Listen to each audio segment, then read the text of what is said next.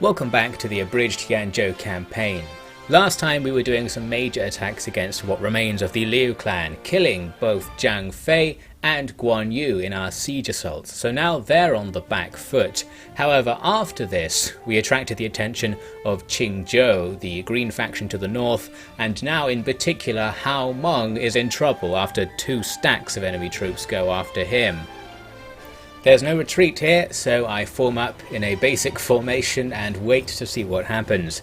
Here's army number 1 marching towards us. It's going to be a while before they arrive, and that's going to give us some time to do some skirmishing with my horse archers. I thought I'd send them out to just be annoying and maybe snipe some units off the enemy flank. But interestingly, they turned all of their first army to engage the horse archers. Realising that, I decided to put the horse archers behind their army, causing their first army to turn around entirely and actually start marching away from the battle to pursue those horse archers. We were also able to pepper their men as they advanced, getting a few kills, but since the enemy have light cav who can potentially catch up, we do need to focus on just running away. Meanwhile, our force is now going to turn to its left and form up to fight the enemy's second army first, since the second army was ignoring the horse archers and coming right at us. That's the plan then. We eventually kill most of the light cavalry who are pursuing us here with our horse archers. It went surprisingly well, and it's all just because you can shoot backwards, so it's really hard to catch up with horse archers. I went all the way around the map, so I'm now behind where the enemy first deployed, and I noticed that the commander of the enemy's second army has glitched out. You see this happening sometimes. They're stuck trying to get onto the map as reinforcements, and that actually might have a decisive impact on the battle, as I'll mention in a second. We did get caught by some light cav here who finally hit my men. I'm going to try and get them out of this melee, but it takes me a while to realise that I need to turn off skirmish mode to do anything, because as some people have said in the comments, being on skirmish mode disables your unit's ability to receive orders. Nothing tells you that this has happened, but if they're on skirmish mode, it does cancel your orders after you give them to them, if they want to skirmish. Anyway, we eventually try to make our escape, while a battle is starting as the enemy's second force now forms up in front of us. Our army is mostly archer based, as often tends to be the case. We've got this really thin line of melee troops that I've spread out to match the enemy's width. But we do have some good troops. We've got heavy halberdiers who outclass what the enemy have here. So a thin line isn't all that bad. As long as nothing breaks and the enemy don't get through, the archers will be safe, and then we can use those arrows to give ourselves a nice advantage. Plus, the enemy threw all of their melee troops here into that fight, so we can immediately start getting the cav to go around and take out the enemy archers. That's going to include our horse archers, by the way, because at this point in the fight, they've pretty much done a lap around the entire map. So as Hao Meng gets in there to attack the archers, our horse archers are starting to arrive there in the background, and they can join this fight as well.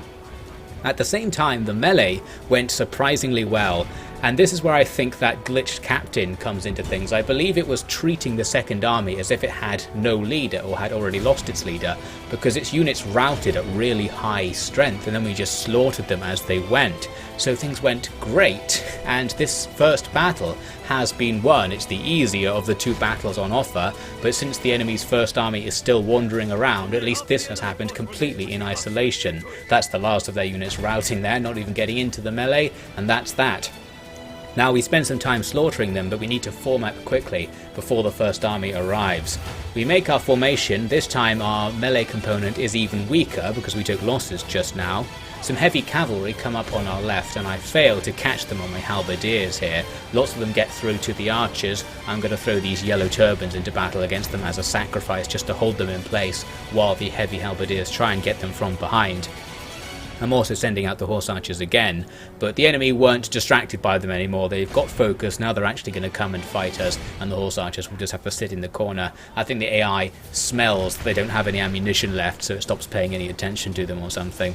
As the enemy advance, our distinct archer advantage comes in again as we kill many of their melee troops, just what we need to try and match our lack of melee troops. The enemy have lots of archers as well, but we have cavalry around the place that we can use to potentially take them down. The enemy's heavy cav got in amongst our left again after being driven away, and really I'm just going to have to sacrifice archers here. There's not much we can do, but if the archers stand their ground for a few seconds and we can get some volleys from other archer units in there, we might be able to kill enough of the heavy cav to force them to go away. Hao Meng was going to outflank the enemy on the right, but they wisely sent some spears to chase him down, so I had to call that off for now. There go the horse archers, just going to charge them into those big blocks of crossbowmen and archers and see what we can do, really. They're obviously not technically a melee unit, but they may still be able to get some kills, and at the very least they're going to make the enemy start moving around because they'll be skirmishing, so they won't be firing at us, but we'll still be firing at them. And things start to look good at this point in the battle. The balance bar has evened out because we somehow won our melees. We still have enough flexibility to win what's left as well. We've got cav to use archers to direct against enemy targets and focus them down. So while things are a big mess, and our melee component is virtually gone after fighting the melee troops from the second army, we've still got what we need. We've got as many archers as the enemy do, and cav to support. We can keep the enemy on the run, send what melee troops we do have forward to try and get into battle with those archers. There goes the last of the units that came up to engage us. Now it is just the skirmishers to take down. I'm going to focus my skirmishers on attacking the area where the enemy's general is with his heavy archer bodyguards, while the cav will go after the things that are further back and generally drive them away. So we end up with two separate groups of enemies. This forward group is getting most of the attention from me and my archers, and they're not doing very well when it comes to firing back. They're mostly reforming and moving around a little bit, so a pretty advantageous skirmish. And our cav are busying themselves turning things that are skirmishing into routes. These enemy units kept running from the cav obviously, but when we caught up with them they tended not to fight, they just routed on contact, especially because the enemy's army morale is probably so low right now that you just have to kill a couple and they'll give up. That's that then. The troops around the general will be harder to rout, but we're just hitting them with so many arrows that they cannot resist, and soon a chain rout completely ensues. Had to continue the battle because I knew the enemy commander was still alive and we might as well go kill him. We've killed over 90% of the enemy army, so looks like we are going to be good for getting stack wipes. So yes, just went after the enemy commander. Once he was gone, we can end the battle, and it is a heroic victory for Hao Meng. An insane result. We lost 700 men but killed over 4,000. A very good show, especially considering that initial balance bar. And I think it just was because of the horse archer tactic at the beginning, distracting the first army while the easy to rout second army was dispatched, made it nice and easy and gave us a relatively balanced engagement where bad AI allowed us to prevail. Their third stack nearby runs away after the fight, and now the Qingzhou crisis in general looks much easier to deal with. We get the chance to adopt Hao Meng into the clan after his heroic victory, and I thought we might as well. Although that said, these people we're adopting still aren't actually showing up in the family tree, so I have no idea if they're actually in the clan or where they are. Maybe one day we'll find out. We're now going to take a look at this siege over here at Puyang. This was the one I was really concerned with. Now that Hao Meng's cleared up our concerns in the east, we just need this to not go too badly. They've got the troops and the siege equipment they need to take the city this turn if they want. We've got some good troops, but not enough. Human wave assaults will probably be enough for them to overcome us. I could have put some troops by the town, ready to reinforce in the event of a siege attack, but for some reason I just formed a relief force nearby on this bridge, kind of forming up as if the enemy are going to take Puyang, ready to stop them from going elsewhere. We're actually going to come back to that later in the turn. This will be a very long turn. First, I wanted to deal with things over on the Cao front. We've got a similar situation to what we had in the last part, where the Cao clan just have small armies all over the place trying to interfere with our siege at Guandu. I push a couple of them back here with Song Shan, and he ends up standing next to Guandu, which is kind of what I wanted, because this suddenly gives us the opportunity to make this siege attack with both of our armies available, and the enemy's main force under Xun Yu over to the west is out of reinforcement range. So I'm going to take this opportunity to try and go in. It's going to be harder than it looks because of course we can't use most of our second army unless lots of stuff in the first one dies due to the 20 unit limit, but I will be able to get a few men in, so I won't let the AI control it. The battle starts with a long siege phase, going to be cutting most of this out as usual, but you can see what I'm doing. I've got a couple of units sneaking around the edge of the enemy's main position so we can shoot not directly at the wall and get more accuracy. Still not all that accurate, you can see most of our arrows landing in weird places. I think when you're shooting onto the flank of a unit, the targeting doesn't completely work, but still going to do more damage than trying to shoot them from the front because of the wall being so close. Here we are some time later, where I've also broken into the town via the western gate. The enemy had a lot of crossbowmen just behind their front line, so I'm now going to charge at them with some cav and halberdiers. Annoyingly here, the enemy just about got a volley off as we arrived and we lost a load of guys, but at least we'll now get a melee units versus ranged units melee going, so that's what we like to see. We'll just have our men grind their way through. It's a similar deal over in the northeast of the town, where I've sent some swordsmen in to try and go around behind the enemy capture point. They encountered some enemy ranged units and will start fighting their way through. Here comes the main attack going in from the south. I had killed so much of the defending units using archery that really we just stormed in and were quickly able to dive in on all of these engagements against enemy archers. We're actually losing them somehow because they're surprisingly good in melee, maybe because they're upgraded, so I'm trying to get my reinforcements in here to help out. Our swordsmen have won with their little battle over here and are now going to charge in, following those archers back to the capture point.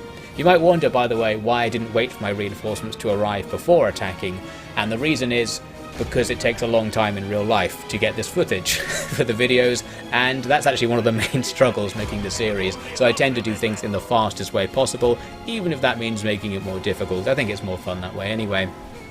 So we've now got this huge, deadly grind going on, these melees all over the place trying to get through to the victory point.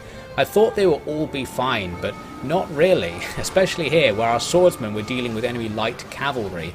And I thought that since they were stuck in melee and not charging would be fine, but our light swords actually did get annihilated. I guess light cav are better in a straight melee than I imagined. We're also having a lot of trouble breaking through the enemy's crossbowmen in melee. They were just taking ages to kill. Maybe it's upgrades, as I said, not quite sure. I eventually got Zhang Liao and Wei Shu, our generals, to go and help out the light swordsmen with the enemy light cav. And that did the deal, because our heavy cav annihilate their light cav, and there were some archers or something in there as well which just died, which left one big brawl at the victory point, as everything that routed was just going back here and then joining the fight again, meaning these grinds are going to be down to the last man. Not going to be nice. I'm going to tell my archers to stop firing because the friendly fire here is just going to be too intense. The enemy are too tightly packed in amongst our men as well. Here we are then a couple of minutes later when the deed is done, a dirty deed, but we had to do it. That's just what you get when you fight on the victory point. We didn't even lose that many men. I was just really dissatisfied with how this battle went. It felt like it could have gone a lot better, especially because we had so many ranged units. We probably could have wiped the enemy army out without really engaging it if we played our cards right, but as mentioned, that would have taken a very long time, and we're playing things fast and loose in this campaign. So we've taken Guandu. This is a very strategically important place because it controls the crossing point on the big river that separates us from the Yuan clan, those brown-yellow guys up there. So if they ever want to declare war on us, they have to go through Guandu if they don't use ships, meaning we want to hold it and have it permanently garrisoned with a decent army if we can. I leave most of my troops in Guandu and then send a small group to go back towards Xuchang. Need to do a quick battle here because the Cao clan had men wandering around in our territory, but after that we're just going to hole up behind our walls, and now the Cao clan are going to have to make some very difficult siege assaults if they want to get anywhere, and really they don't have any chance of doing that. Next, I wanted to lift this siege here at Shenyang. My original idea was to have Hao Meng stand just behind the army so that I could use them as reinforcements and then have the army inside the town do the main attack. This didn't work because while trying to give the movement order I accidentally gave an attack order. At least it allowed me to see what the enemy had. I said disengage from battle and luckily ended up with what I was trying to do, so I am now standing right there. But this actually doesn't work because when you siege Sally, the battle is considered to take place at the attacker's position, so at the town. Meaning, because Hao Meng is actually 2 tiles away from the town, he can't be involved in the battle even though he is behind the army I'm trying to attack. So the rules are just slightly different. It didn't work as I thought, but I decided to go and do the battle anyway, just to see what would happen. We successfully sally out of the town, the enemy just fell back when the fight started, so we're going to have to go up against the edge of the map and fight them there.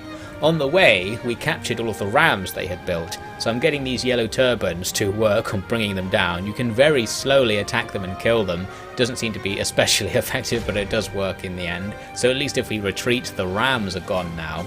I sent my horse archers up to shoot a few arrows into the flank of the enemy formation. Didn't really want to run right at them because they had a bit of high ground and the red line of death protecting their rear flank. I thought that if I attacked with horse archers it might draw a few units away and we could bring them over to our formation, but the enemy army just started a general advance at this point. Pretty good then, that's what we needed. Now we've got some space to work with. Down they come to face us. I quickly put something together after getting all the archers out of the way, and handily my horse archers are still back there so we can bring them in to support from behind.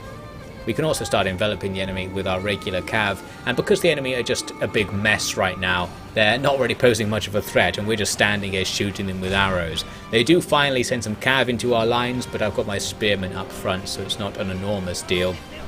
We'll hold on against them. Now we need to advance on our left because the enemy have lots of exposed archers here, so we'll just charge up and try to drive them away before they start shooting. On the right end of the line, the enemy's general piles in against some of our county spears, and our line there is so thin that we're not going to be able to hold him back and he will actually start breaking through. I had to commit my light cav here to try and pin him down while other spearmen turned to engage him since the archers were now in danger. We just about got enough meat shields to keep our formation's cohesion together there. Meanwhile, the archers are doing a pretty good job of focusing down enemy units. It's a little bit of a struggle to see where they are, but thanks to this extremely helpful flashing feature that you see me using all the time, I can try to work out what's going on. This flashing feature basically makes up for the fact that there are no unit banners telling you which blobs are yours and which are theirs from a high camera perspective, so I spam it in all battles, as you probably will have noted. Now the grind goes on, and as it happens, the enemy general broke all the way through our line, even behind our archers, and appeared to be going for the town. In theory, they can capture the town, they can capture the victory point and win, but they don't have a way of getting in, so I don't know where he's off to. At the back of the enemy's army, all the skirmishing archers that we pushed away on their left flank are just being slaughtered, so we're starting to take this battle. The general comes back at some point and dies somewhere on the battlefield, and everything else starts chain routing. Do need to do a bit more micro because there is the unit of spearmen alive there on that slope. I almost charged my light cav into them, then they almost go in there of their own volition, but a bit of micro gets them away, and shortly after it's a win. A heroic victory. Things went pretty well. Lost something like 600 men, the enemy lost 3 or 4 times that amount. That's what we like to see. Now, one mass execution later, the siege is broken.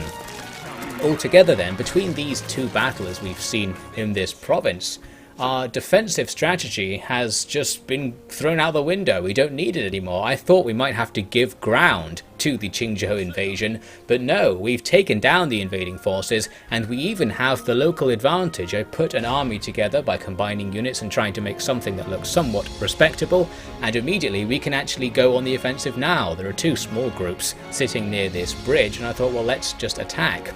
Now, while they are sitting on a bridge, at the time I was playing, I didn't take into account the fact there was a bridge, so I attacked the one standing on the bridge rather than the one next to it. Definitely should have been the other way round, because now we have to fight a bridge battle. The action starts over in the corner here, because I needed to take out that 1 unit army that was reinforcing. You can see though, they've experienced that glitch again. They're stuck on the red line, so they haven't actually joined the battle. That means I'm not allowed to give an attack order, but I can order my men to run on top of them. This seems to have a similar effect, so now we start to kill them. And I believe, because they're not in the fight, they can't attack us, so we're not going to sustain any casualties here. We'll just gradually slaughter our way through most of the archers. Just need to keep moving around, so that our men are forced into melee range and little fights break out. But we couldn't do this for the whole unit. A few of them are on the red line or even on the other side, and our men aren't allowed to walk close enough to actually engage them, meaning there are going to be a few guys alive there, but we have now killed more than 85% of that reinforcing army, so we don't really need to kill the rest. Over at the bridge, the fight is starting, and the enemy's formation gave us a bit of a chance. They've got crossbowmen and archers, but the crossbowmen are at the front and the archers at the back. Since crossbowmen are lower in range or have lower range than archers, our own archers can walk down the bridge and start shooting at the crossbows to clear the route ahead of us.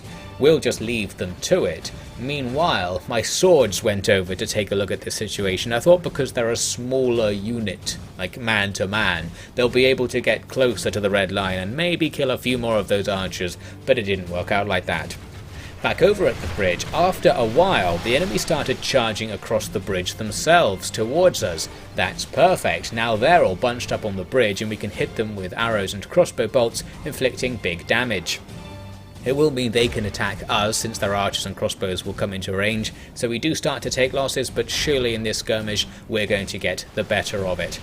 They've got swords and halberds pushing forwards towards us, but a few yellow turbans have blocked the bridge so they can't get to our archers, and the halberds are actually taking such damage, since they're unshielded I suppose, that they are routed by the arrow fire, taking them out of the battle at this point. That is what we like to see. The enemy then went back to their side of the bridge and went back into their original formation. So I went back to doing what I was doing before. We just walk a bit up the bridge and start shooting arrows. Gradually we're going to clear out all of these swordsmen as well, so it's just the archers left. Then we'll be safe to run across the bridge. That was eventually what I wanted to do. The swords went and stood on the bridge, and when there were just a few left alive I was like, surely we can just charge right through them. But not really. Just having a few men on the bridge is enough to stop our big cavalry charge across it. Their archers have come down to be a bit closer, so a few of my men can shoot across and hit them now. But really I thought these cav will just break through these 4 or 5 guys and will go hit the archers. But yes, they did get really held up by the 1 or 2 swordsmen after a bit of spamming movement orders. We're able to get through, and then the whole army comes over as well, and those archers are in trouble. You might have thought they would rout at this point, but they actually fought down to a really small number. Not sure why they were so into this. I guess you can't escape from this situation because they're surrounded by cav, so maybe it was a fight to the death without actually triggering the fight to the death mechanic. Eventually off they go and we take the win. As I said, we did kill more than 85% of the smaller army, so they'll be destroyed. A few men from the first army escaped back into the city, and the bridge is now ours. What I wanted to do is go right on and attack the city, but I made a big mistake. I sent the army to attack. Here is the place where you need to use the exploit that a few people have put in the comments, where you just send in your officers to start the siege, then the rest of the army goes in. It gets around this rule about men losing their ability to do anything when they get near to enemies. So I'm now going to have to wait another turn before I can start the siege, and that's actually going to make this war drag on for a really long time, as we'll see in the future. The Cao clan aren't up to much, just redistributing their forces. We'll still have plenty of opportunities to attack them. The Liu clan aren't really doing anything, not that there's anything they can do, and Qingzhou fall back from the siege at Puyang, so our capital is saved without any particular effort. I guess just because Hao Meng was so destructive, they have now gone on to the defensive. And as they defend their territory, it is going to turn out to be very hard for us to take it, and a long war is about to ensue, as we'll start talking about next time.